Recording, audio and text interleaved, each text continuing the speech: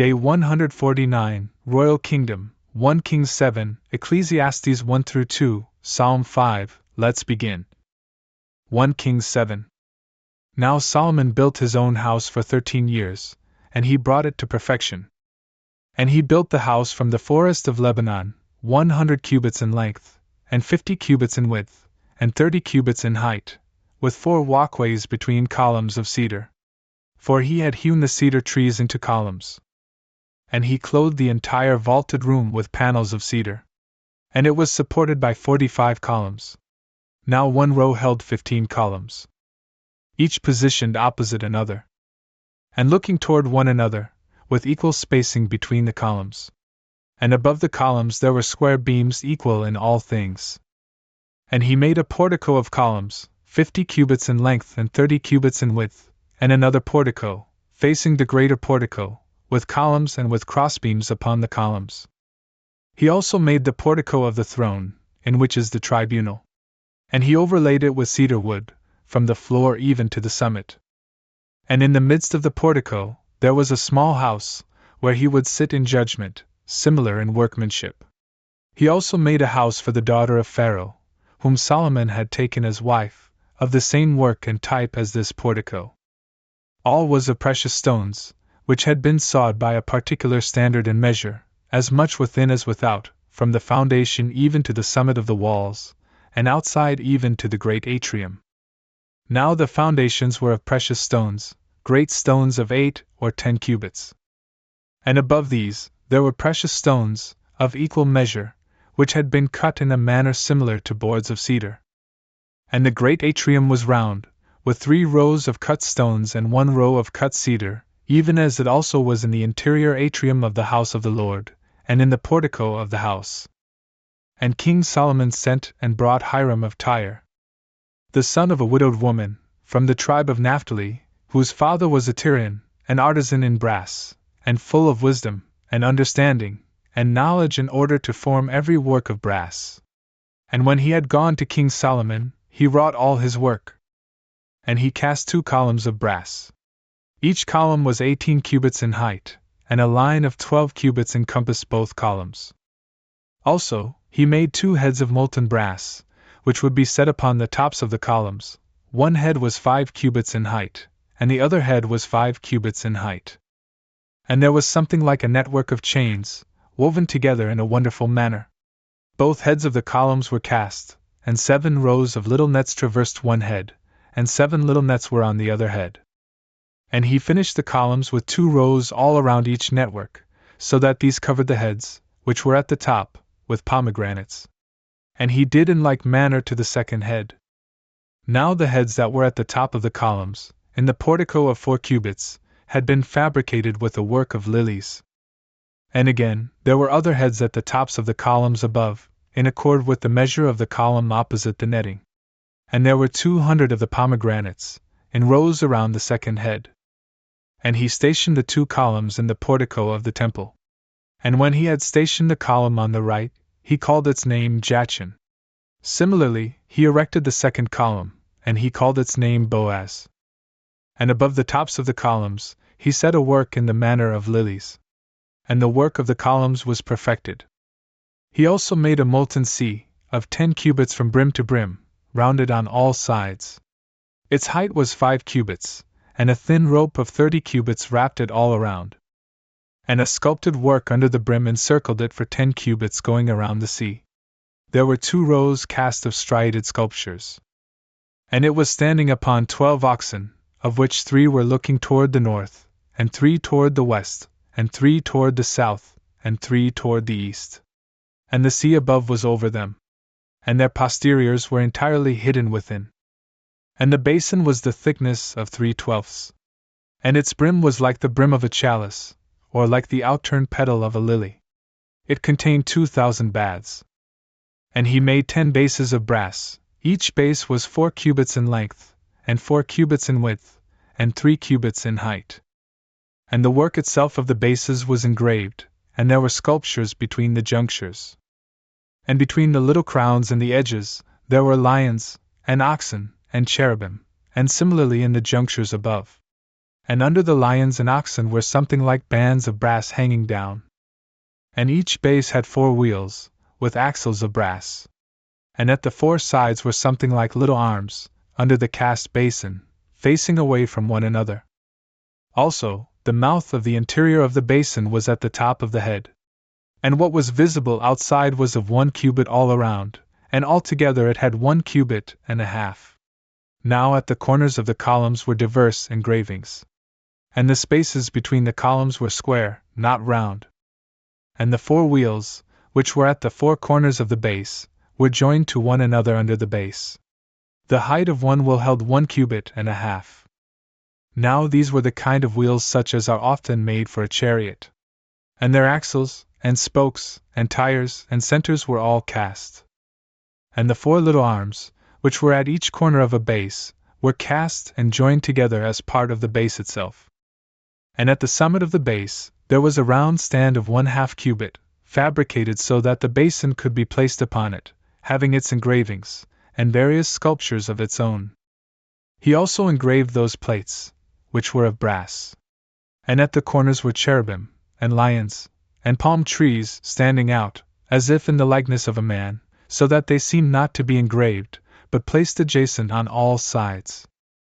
In this manner, he made 10 bases with the same casting and measure, and very similar engravings. He also made 10 hand basins of brass. 1 hand basin contained 4 baths, and was of 4 cubits. And each basin he set upon a base, which is 10 bases. And he stationed the 10 bases, 5 to the right side of the temple, and 5 to the left.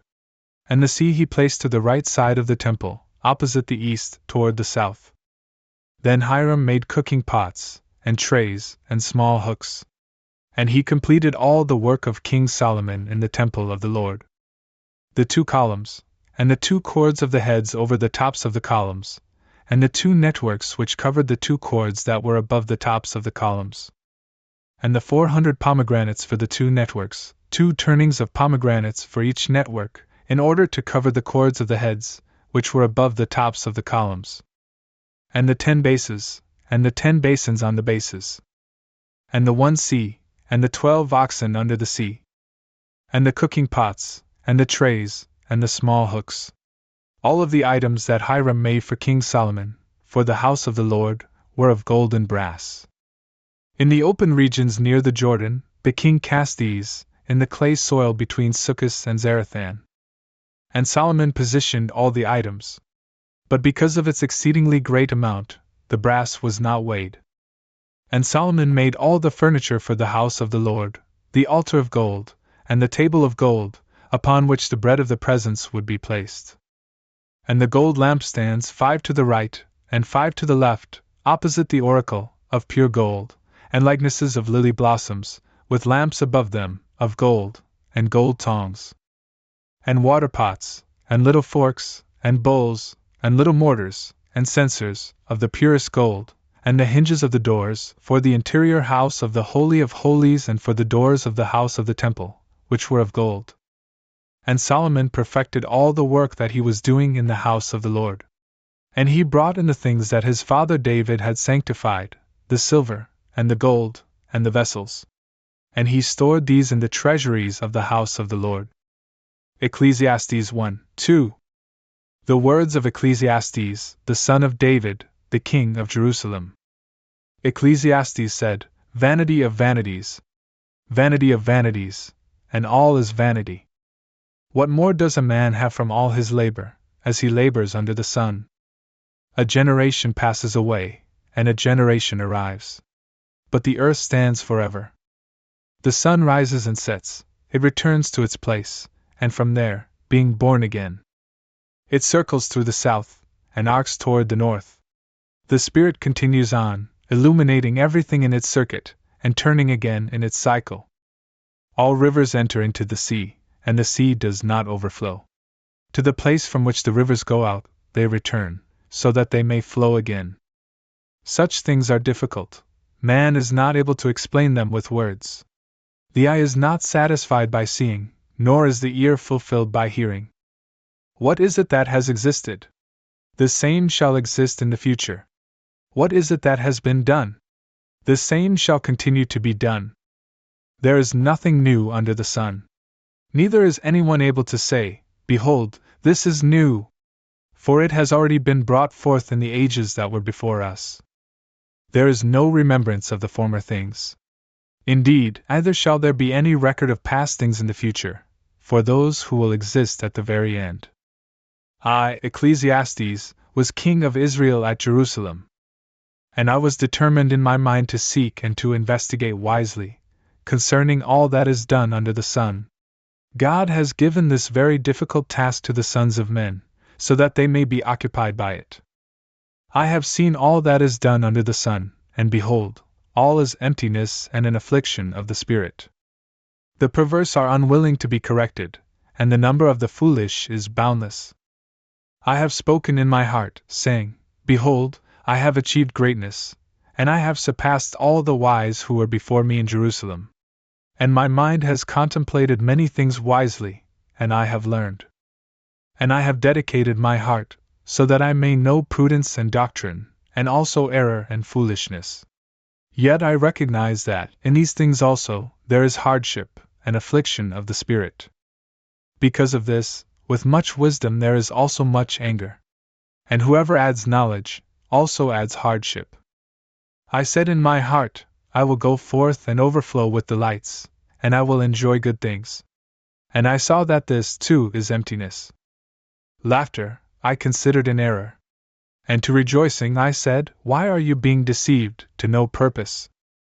I decided in my heart to withdraw my flesh from wine, so that I might bring my mind to wisdom, and turn away from foolishness, until I see what is useful for the sons of men, and what they ought to do under the sun, during the number of the days of their life. I magnified my works. I built houses for myself, and I planted vineyards. I made gardens and orchards. And I planted them with trees of every kind. And I dug out fish ponds of water, so that I might irrigate the forest of growing trees. I obtained men and women servants, and I had a great family, as well as herds of cattle and great flocks of sheep, beyond all who were before me in Jerusalem. I amassed for myself silver and gold, and the wealth of kings and governors. I chose men and women singers, and the delights of the sons of men bowls and pitchers for the purpose of pouring wine. And I surpassed in opulence all who were before me in Jerusalem. My wisdom also persevered with me. And all that my eyes desired, I did not refuse them. Neither did I prohibit my heart from enjoying every pleasure, and from amusing itself in the things that I had prepared. And I regarded this as my share, as if I were making use of my own labors. But when I turned myself toward all the works that my hands had made, and to the labors in which I had perspired to no purpose, I saw emptiness and affliction of the soul in all things, and that nothing is permanent under the sun.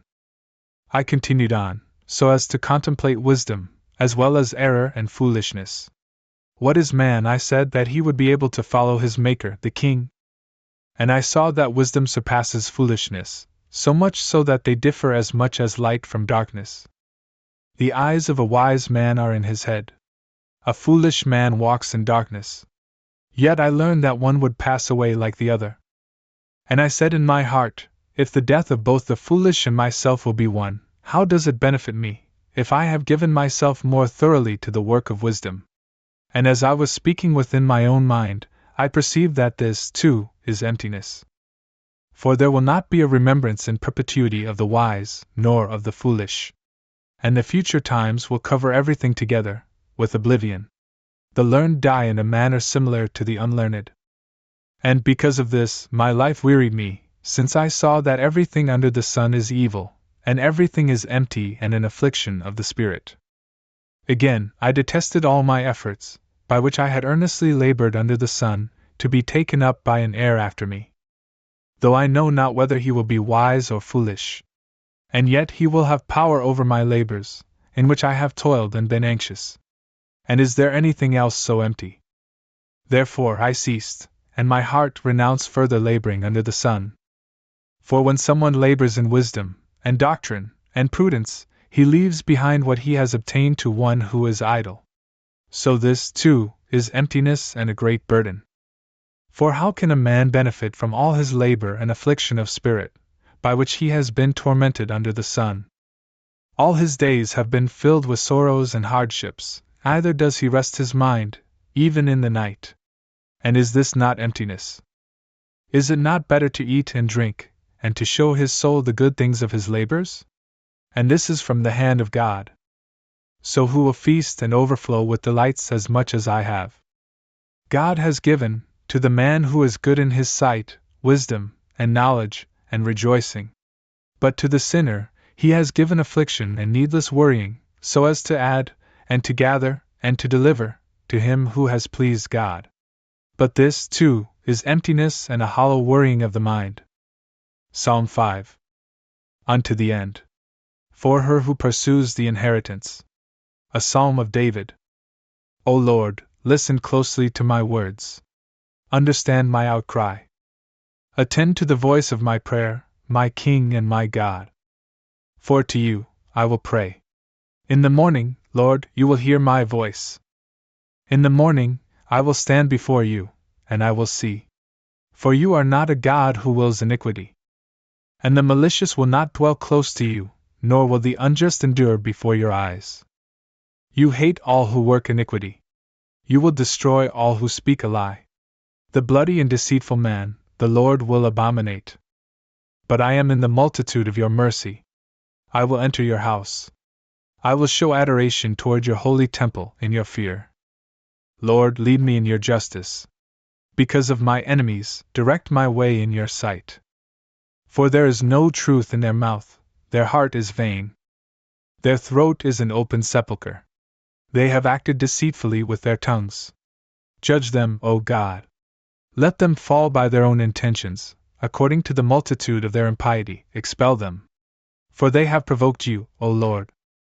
But let all those who hope in you rejoice. They will exult in eternity, and you will dwell in them. And all those who love your name will glory in you. For you will bless the just.